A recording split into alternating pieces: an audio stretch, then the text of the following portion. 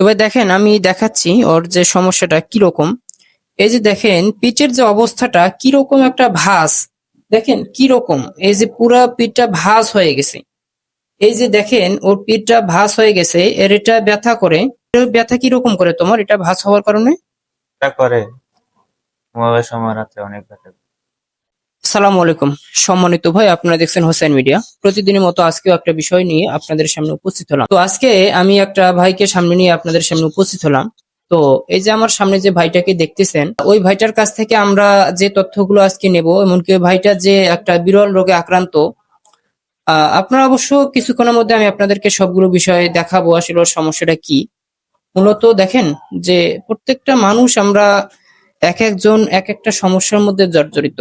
তার ভিতরে কিছু কিছু রোগ আছে মানুষের শরীরে দেখা দিচ্ছে, যেটা আসলে কোনো সময়ের জন্য আমাদের সহ্য করাটা সহজ হয় না, অনেকটাই কঠিন হয়ে যায়। তো এটার জন্য মূলত দেখেন যে ওর যে সমস্যাটা, আগে ওর কাছ থেকে শুনবো কতদিন থেকে। আচ্ছা ভাইয়া, তোমার নামটা যেন কি বলো তো? উজ্জ্বল। আচ্ছা, মোহাম্মদ তোফাজ্জল হোসেন। তোমার যে সমস্যাটা, এটা আগে দেখাই আমরা। তুমি একটু এটা খুলো তো, শার্টটা একটু খুলো, আমি আপনাদেরকে দেখাচ্ছি।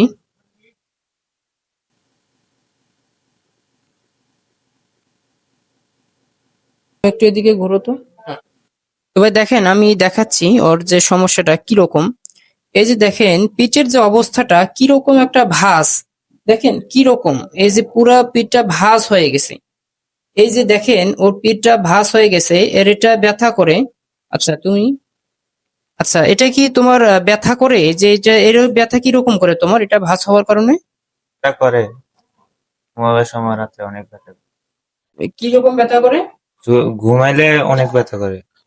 আচ্ছা আচ্ছা, ঘুমাইলে ব্যথা করে, আবার অনেক সময় বসে থাকলে বা কাজকর্ম করলেও হালকা পাতলা ব্যথা করে। তবে ব্যথাটা আসলে সে যেভাবে বলতেছে সেরকম না, ব্যথাটা কিন্তু অনেক জটিল। সে আমাকে বলছে কিন্তু আসলে সে তো মূলত এই যে দেখেন এই সমস্যাটা মূলত কোথায় থেকে হয়েছে, কিভাবে হয়েছে, যদি এটা আপনারা জানতে পারেন আপনারা অবাক হয়ে যাবেন। দেখেন তার কিন্তু মূলত, তোমার কয় বছর ধরে এই সমস্যাটা, যেন কত বছর ছিল না এটা, মানে ধরা পড়ছে কবে থেকে? 7 বছর।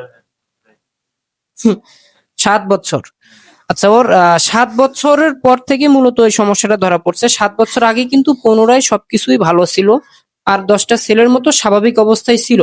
কিন্তু এখন তার যে অবস্থা দেখেন। এখন তোমার বয়স কত হবে? 17। 17 বছর বয়স। তো মোটামুটি 10 বছর যাবৎ সে এই রোগে ভুগতেছে। এখন দেখেন যে বর্তমান সবকিছুর মালিক তো আল্লাহ তাআলা ভাই। তো এই যে তার যে সমস্যাটা, এটার জন্য কিন্তু আসলে সে উন্নত চিকিৎসার জন্য কোথাও যাইতে পারে নাই।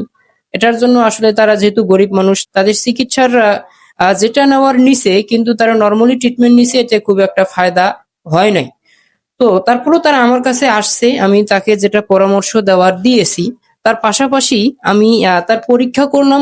পরীক্ষা করার পরে কিন্তু আমার এখানে তার সমস্যা ধরা পড়ছে আর একটা। সেটা হচ্ছে কি, তার জিনের প্রবলেম। তার জিনের প্রবলেমটা যখনই আমার কাছে ধরা পড়ছে, তখনই কিন্তু আসলে আমার ব্রেনটা একটা বাড়ি দিল। আমি কিন্তু প্রথমে ভাবছিলাম যে তার আসলে এই ধরনের মনে হয় কোনো প্রবলেম নাই, এটা জন্মগত সমস্যা হবে। কিন্তু যখনই আমার কাছে জিনের সমস্যাটা ধরা পড়ছে, তখনই কিন্তু আমি একটু নিজে চিন্তিত হয়ে গেলাম, একটু ঘাবড়ে গেলাম যে আসলে এটা জিন থেকে এই সমস্যাটা কিভাবে হতে পারে। তখন আমি একটু নিজে নিজে অ্যানালাইসিস করলাম যে না, জিন দ্বারা আসলে এটা পসিবল, এটা সম্ভব। কারণ একটা জিন ইচ্ছা করলে আপনার বিভিন্ন ধরনের ক্ষতি করতে পারে, স্বাভাবিক। তবে এখন কিন্তু চাইলে এটা সহজে সমাধান করা সম্ভব না। আমি তার জিনের ট্রিটমেন্টটা দেব। তো পাশাপাশি আমি মনে করেন যে আমার যিনি সিনিয়র পার্সন হোমিও ডক্টর, তাদের সাথেও কথাবার্তা বলবো, বলার পরে তাদের পরামর্শ নিয়ে আমি চেষ্টা করব ওই ছেলের সমস্যাটা সমাধান করার। যদিও প্রপারলি এটা তাকে সুস্থ করা সম্ভব হবে বলে আমার মনে হয় না এখন যে অবস্থা। তবে আমি চেষ্টা করব তাকে মিনিমাম 60 থেকে 70% যাতে আমি তাকে সুস্থ করে তুলতে পারি, তার জন্য দোয়া করবেন। অবশ্যই তার জন্য দোয়া করবেন। সে যাতে আল্লাহ তাআলা যাতে তাকে তার শারীরিক সুস্থতা যাতে আমাদের মতোই রাখে, তার শারীরিক গঠনটা যাতে আমাদের মতোই হয়। কারণ ভাই, যার সমস্যা সেই কিন্তু আসলে তার ব্যথাটা বুঝে। বুঝছেন? তো তুমি একটু আহ বলো, তা সবার কাছ থেকে দোয়া চাও। ভাই আমার জন্য দোয়া করবেন। এইদিকে তাকাও, বলো সবাই আমার জন্য দোয়া করো, বলো। সবাই আমার জন্য দোয়া করবেন। যাক, আমি কিন্তু ওর পরিবারের সাথে কথা বলছি, ওর পরিবারও অবশ্য তারা মানে কান্না করতে করতে আমার সাথে কথা বলছে। তারা অবশ্য তাদের কথা শুনে আমি নিজেও মর্মাহত। তো আমি আসলে চেষ্টা করব, আমি অদম চেষ্টা করব আমার সর্বোচ্চটা দিয়ে তার ট্রিটমেন্টটা দিয়ে আসলে তাকে সুস্থ করে তোলার জন্য যতটুকু পারি। ভাই, সবকিছুর মালিক তো আল্লাহ তাআলা, আল্লাহ তাআলা চাইলে সবকিছুই সম্ভব। তো সকলেই তার জন্য খাস করে মেহরবানি করে দোয়া করবেন যাতে সে দ্রুত সুস্থ হয়ে ফিরে আমাদের মাঝে। সকলেই ভালো থাকবেন, সুস্থ থাকবেন। আসসালামু আলাইকুম রহমতুল্লাহ।